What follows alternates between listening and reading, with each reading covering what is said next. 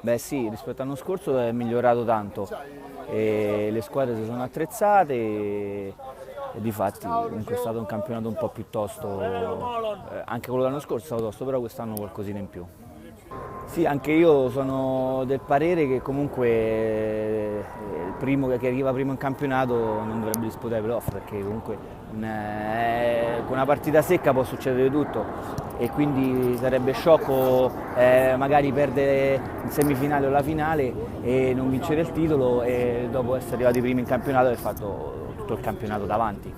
o quasi tutto. E ovviamente avere le inseguitrici tutto l'anno non è facile, è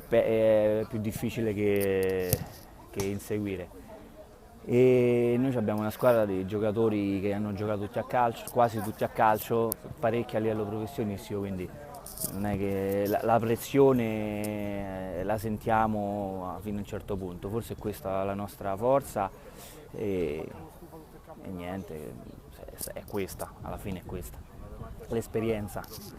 e essere abituati a giocare comunque a calcio a livello professionistico aiuta poi magari a giocare a calciotto per divertimento, anche stare sempre lì primi in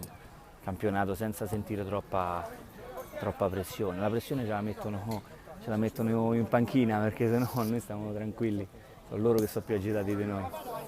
E noi dietro siamo tuttora ancora, manca l'ultima partita, però siamo la miglior difesa, l'anno scorso siamo stati la miglior difesa e quindi i ragazzi da centrocampo in su sono abbastanza tranquilli che anche se rimaniamo uomo contro uomo, delle volte o magari anche in inferiorità riusciamo a